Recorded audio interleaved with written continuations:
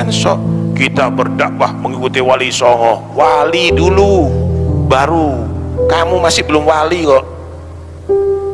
Kalau kamu belum menjadi wali, jangan sok jadi seperti wali songo. Syariatnya masih kocar kacir kok, sholatnya masih berantakan kok, berjamaahnya masih nggak istiqomah, Qurannya jarang dipakai, istrinya buka aurat, anak-anaknya perempuan buka aurat. Berdakwah menurut wali songo. Siapa kamu?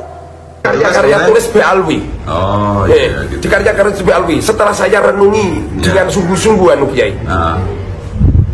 Setelah saya renungi, di waktu kita itu sudah mengatakan bahwa Habib itu tidak dzurriyyah Rasul. Tapi kita masih setuju dengan fatwa-fatwanya B. Alwi. Padahal mereka itu kan sudah tidak dzurriyyah Rasul, dan mereka sudah tahu, sudah diberitahukan bahwa silsilah mereka sudah terputus, tapi mereka masih mengkumandangkan dilemparkan ke dalam api neraka sebelum orang penyembah berhala masuk neraka. Ini ustadz ini dulu akan dilemparkan ke dalam api neraka. Di antaranya ustadz tahunya lah, ustadz yang kurang ajar kepada para habaib. Telapak kaki Habib yang nakal, telapak kaki Habib yang narkoba, yang maksiat, yang nakal, yang kotor, dibandingkan kepala kiai yang pakai sorban, masih lebih mulia telapak kaki Habib yang maksiat tersebut. Telapak kaki Habib yang narkoba, yang maksiat, yang nakal, yang kotor, dibandingkan kepala kiai yang pakai sorban, masih lebih mulia telapak kaki Habib yang maksiat tersebut. Kecong kiai kah? Kacong, nggak patah dipakai kiai, bukan makai, tapi mata. Mata, kiai, kayak kacong. Orang muliakan ente karena ente punya ilmu. Kalau ente tak punya ilmu, tak punya santri, tak mungkin ada orang muliakan.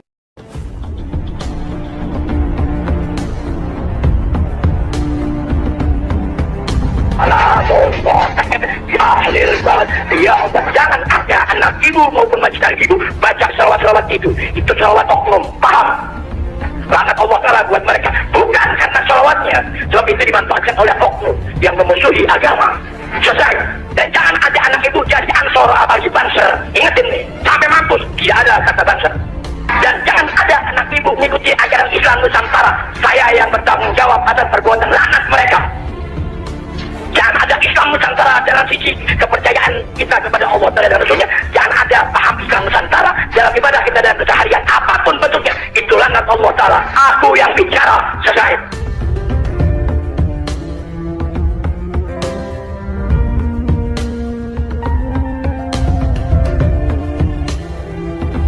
Ngomong begitu, ini mau terus ya nih? Gimana kalau aneh nanggok 2 kali? Biar Bapak Gubernur punya perasaan. Habib Alwi sekali diri itu 400 juta, tapi bakal 8 kali ngomong ya. Jadi terima kasih banyak atas keberadaan antum seluruhnya ya.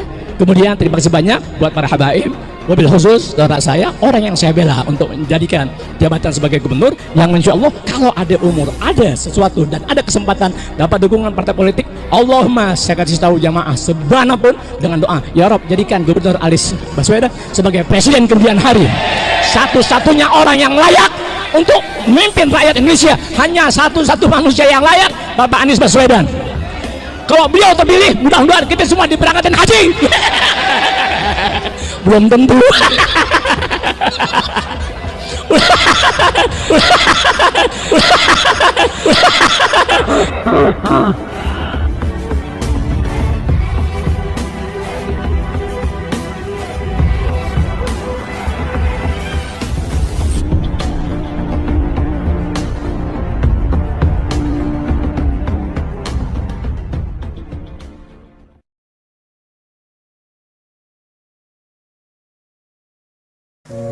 Jangan sok kita berdakwah mengikuti wali songo. Wali dulu, baru. Kamu masih belum wali kok. Kalau kamu belum menjadi wali, jangan sok jadi seperti wali songo. Syariatnya masih kocar kacir kok, sholatnya masih berantakan kok, berjamaahnya masih nggak istiqomah, Qurannya jarang dipakai, istrinya buka aurat, anak-anaknya perempuan buka aurat. Berdakwah menurut wali songo. Siapa kamu? mengatasnamakan wali songo. Nggak ada walinya ente. Mereka tuh kelasnya kelas tinggi. Ya kita taslim, kita mudah-mudahan dapat berkahnya mereka. Tapi kalau kamu ngikuti mereka dalam segala hal dan tindak-tindaknya kamu, belum tentu bisa. Kenapa? Ukurannya masih belum nyampe, Pak.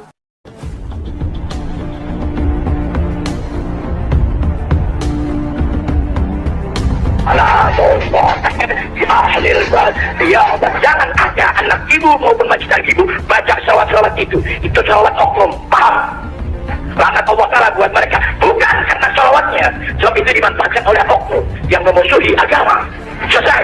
Dan jangan ada anak ibu jadi ansor apalagi bangsa. Ingatin nih, sampai mampus tidak ada kata bangsa. Dan jangan ada anak ibu mengikuti ajaran Islam Nusantara. Saya yang bertanggung jawab atas perbuatan laknat mereka. Jangan ada Islam Nusantara dalam sisi kepercayaan kita kepada Allah dan Rasulnya. Jangan ada paham Islam Nusantara dalam ibadah kita dan seharian apapun bentuknya. Itu laknat Allah Ta'ala. Aku yang bicara. Selesai.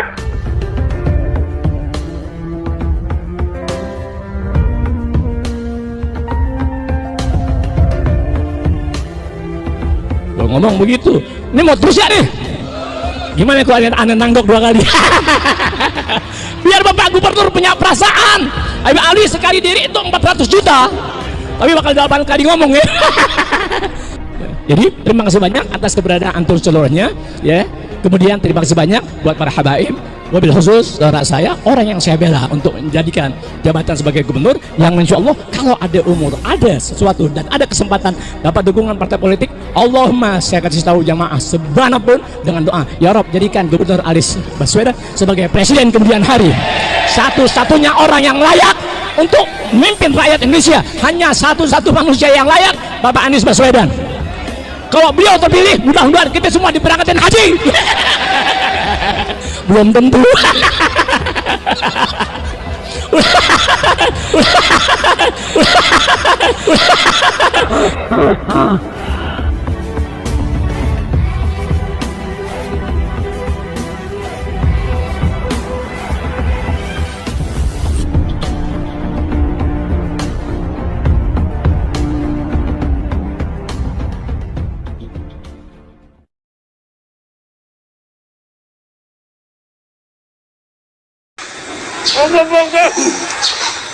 Jangan Bapak.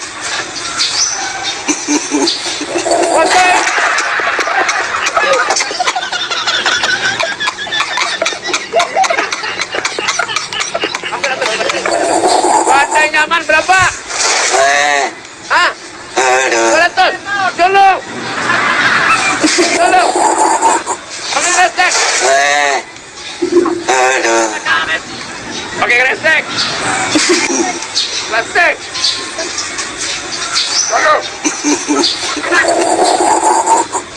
Pangkat. Ada rekam lah tampar lagi. Ada lagi wadahnya bersisa. Saya makan ini mudah berkah hidupnya, amin. Berapa? Dulu. 100. Lagi 200. Bisa sebuting lagi. Berapa? 100 lagi dulu. Berapa? 50. Katanya sini enggak? Ada 1.000 di sini. Oh, mau nih. 50. Baik separuh. 50.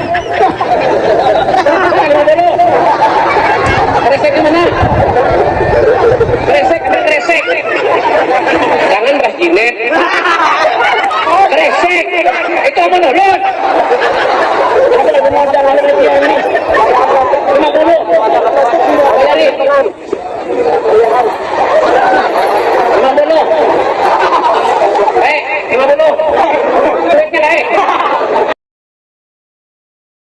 Apa itu terputusnya silsilah juga akan merembet pada terputusnya keilmuan. Contoh di Simtu Duror apa di Risalah? Apa itu contohnya ya di Simtu Duror ya. Simtu Duror itu ada sebuah perkataan yang artinya begini.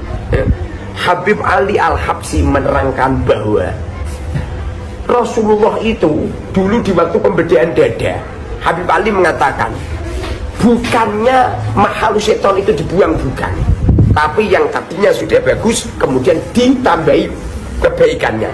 Ini bertentangan dengan cerita yang disampaikan oleh Rasulullah di Sahih Bukhari dan Sahih Muslim. A'udzu billahi minasyaitonir rajim. Bismillahirrahmanirrahim. Iya. Terputusnya nasab Habib Alwi itu tidak berimplikasi kepada berindikasi pada terputusnya keilmuan. ternyata Setelah saya pelajari kitab-kitab Ba'alwi, banyak kenyelenehan, ya, banyak beberapa kisah-kisah khurafat, banyak beberapa fatwa-fatwa yang ngawur. Seperti contoh ya, ada kitab kitab Ba'alwi terkenal itu di Indonesia, itu terkenal. Itu di situ beliau berfatwa hukumnya tidak boleh menikahi Syarifah, Habibah, nggak boleh. Nah ini sehingga saya itu perkiraan atau husnudon saya dibalik terputusnya silsilah, tidak terputusnya keilmuan, jebul enggak juga. Justru terputusnya silsilah juga akan merembet pada terputusnya keilmuan. contoh di Simtuduror apa di Risalah Contohnya ya di Simtuduror ya. Simtuduror itu ada sebuah perkataan yang artinya begini. Habib Ali Al-Habsyi menerangkan bahwa Rasulullah itu dulu di waktu pembedaan dada, Habib Ali mengatakan bukannya mahal seton itu dibuang, bukan, tapi yang tadinya sudah bagus kemudian ditambahi kebaikannya. Ini bertentangan dengan cerita yang disampaikan oleh Rasulullah di Sahih Bukhari dan Sahih Muslim, dan di kitab-kitab hadis banyak di mana Rasulullah cerita kalau mahal setonnya dibuang. Sementara di Simtuduror enggak, mahal setonnya enggak dibuang. Ini ada sebuah kisah yang bertentangan, yang berlawanan, sehingga menurut pemahaman saya, sesungguhnya di saat kita mengatakan terputusnya silsilah Ba'alwi, kalau kita melihat Simtuduror juga terputusnya keilmuan Simtuduror. Bahkan ada banyak lah kitab-kitab Ba'alwi yang nyeleneh banyak. Tidak perlu saya jelaskan kecuali kalau ada kitabnya tak terangkan. Jadi terputusnya nasab Habib Alwi itu menjadi pembuka terbongkarnya ajaran-ajaran sesat di kitab-kitab yang di karya-karya tulis Ba'alwi. Oh iya, gitu. Di karya-karya tulis Ba'alwi. Setelah saya renungi dengan sungguh-sungguh Kiai. Setelah saya renungi, di waktu kita itu sudah mengatakan bahwa Habib itu tidak dzurriyyah Rasul, tapi kita masih setuju dengan fatwa-fatwanya Ba'alwi. Padahal mereka itu kan sudah tidak dzurriyyah Rasul, dan mereka sudah tahu, sudah diberitahukan bahwa silsilah mereka sudah terputus, tapi mereka masih mengkumandangkan bahwa dirinya adalah min dzurriyyatir Rasul. Maka kita ini termasuk i'anatul bil maksiyah, i'anah maksiat, menolong kemaksiatan, karena mereka udah jelas-jelas tidak dzurriyyahnya Rasul. Loh, kok kita masih ngikutin orang-orang yang mengetahui bahwa dirinya sudah tidak dzurriyyah Rasul, tapi masih mengaku dzurriyyah Rasul, dan ajarannya sesat, dan ajarannya banyak yang keliru. Sehingga apabila kita ini ngikut mereka, sesungguhnya kita bagian daripada nulung kemaksiatan mereka, karena mereka itu adalah orang yang menipu atau yang ngaku-ngaku sebagai dzurriyyah Rasul. Makanya jangan heran apabila ada dzurriyyah Rasul yang ada di Indonesia itu nyeleneh itu. Jangan heran itu. Banyaklah katanya Habib Lutfi luar biasa katanya. Justru kalau kita mau berangan-angan, habaib yang paling membahayakan itu Habib Lutfi. Saya sering dikocam habis-habisan tentang ini, karena Habib Lutfi ini beliau tidak sekeras Habib Rizik. Kalau Habib Rizik walaupun keras, di waktu ada hal-hal yang tidak diinginkan, beliau kan lari ke Arab Saudi, melarikan diri. Tapi Habib Lutfi ini dengan suaranya yang masya Allah lembut, lembutnya yang luar biasa, tapi sangat-sangat membahayakan.